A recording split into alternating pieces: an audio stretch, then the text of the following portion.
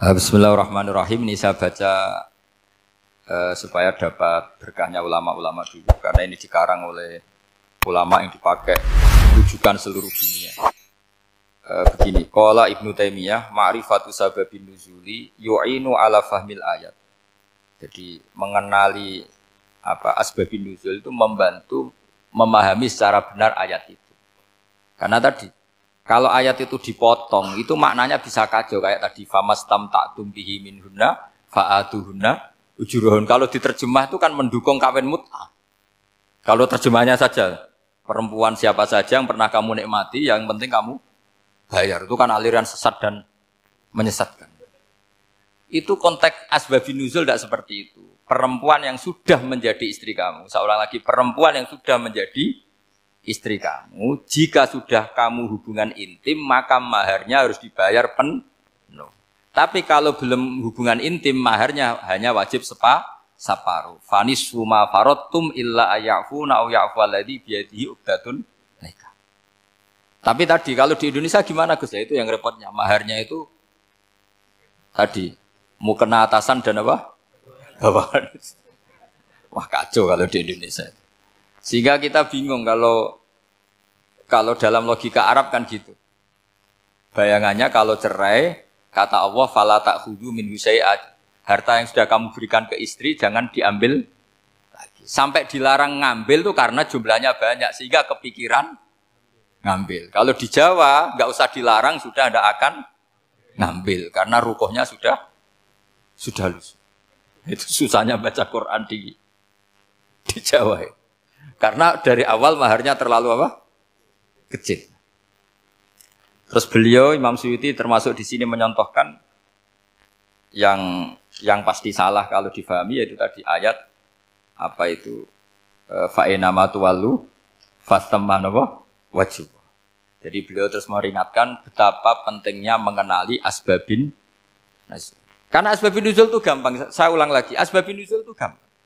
Gampangnya begini ya, kan ada satu peristiwa, misalnya begini, Rasulullah itu kan mengkritik penuhanan Lata dan Uzza, berhala-berhala itu dituhankan, dikritik sama Rasulullah. Kemudian mereka begini, karena mereka biasa personifikasi Tuhan, Muhammad, kalau Tuhan itu tidak Lata Uzza, dan itu terbuat dari batu, lalu Tuhan Anda itu dari apa? Amin fiddotin audhabin, lalu Tuhan Anda ini dari emas apa dari perak? Karena mereka nggak bisa membayangkan Tuhan tanpa dipersonifikasi. Terus Allah menurunkan qul huwallahu ahad, Allahus somad, lam yalid wa lam yulad wa lam yakul lahu kufuwan ahad. Karena otaknya mereka sudah begitu, yang namanya Tuhan itu harus dipersonifikasi. Makanya saya kemarin di Korea seminggu, cerita yang paling unik gini Pak On, ada bos Islam, ada bosnya TKI yang baik. Mereka mengizinkan pekerjanya sholat. Bareng sholat tuh diingeti ke atas ke bawah, kok nggak ada arcanya. Sehingga setelah sholat dibilang, apa saya berikan berhala sekalipun? Karena gak kebayang ada orang sholat kok tanpa berhala, tanpa Tuhan. Yang kamu sembah itu mana? Kok gak ada? Apa tak belikan? Jadi unik. Nah teman saya yang satu unik lagi. Dia termasuk pegawai Garuda. Yang derekno saya ke Korea itu orang pegawai Garuda. Dia karena orang kaya biasa ke Eropa kemana-mana itu. Singkat cerita dia sholat di mall. Karena nganggep Korea itu sudah negara maju kayak Eropa. Setelah sholat di mall pas asar itu, security-nya nelpon polisi. Pak polisi di sini ada ritual teroris. Jadi kalau menamakan sholat itu ritual teroris. Jadi artinya apa? Ritual-ritual yang kita lakukan itu macam-macam cara pandang. Orang ateis itu kan Cina kan Korea itu kan ya Cina lah, Korea, Jepang, RRC itu kan sipit.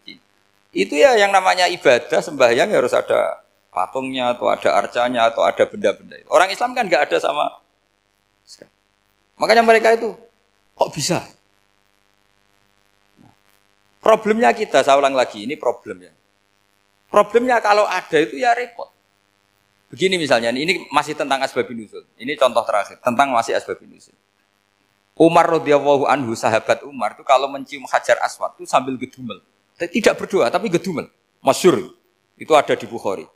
Alim tu annaka hajarun la tadur wa la tanfa walau la anni ra'aitu Rasulullah qabbalaka ma qabbaltuka. Saya tahu loh. Nyium Hajar Aswad dicium, tapi sambil gedumel. Saya tahu loh, kamu hanya batu, enggak mandoroti, enggak manfaati. Kamu jangan GR, saya cium itu jangan GR.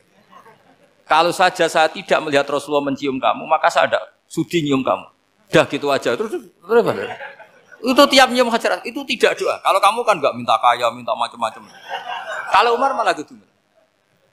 Nah, kenapa demikian? Itu ada asbabun nuzulnya.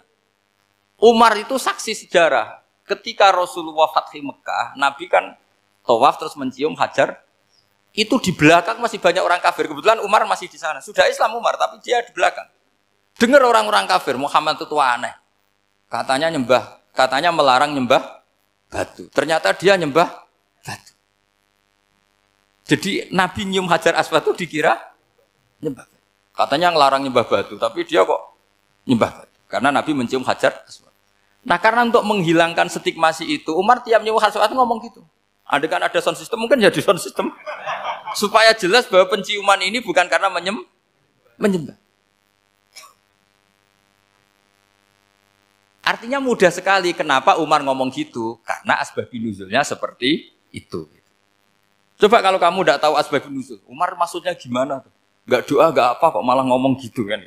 Tapi kalau kamu tahu asbabun nuzul Umar itu yang mendengar komentar orang sama ketika kita tawaf itu kan 3 pertama kan kita lari-lari kecil. Itu ceritanya juga gitu. Rasulullah itu hidup di Medina, terus diterkenalkan miskin.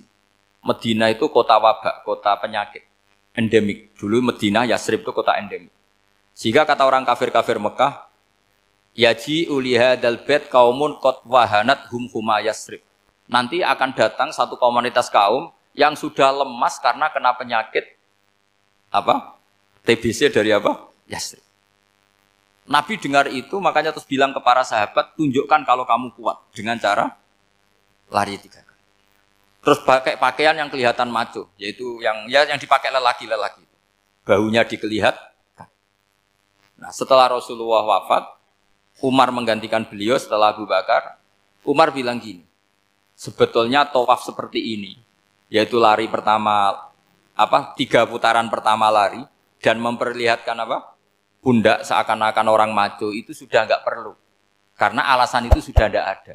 Tapi ini tinggalan Rasulullah, maka jangan rubah ya tetap seperti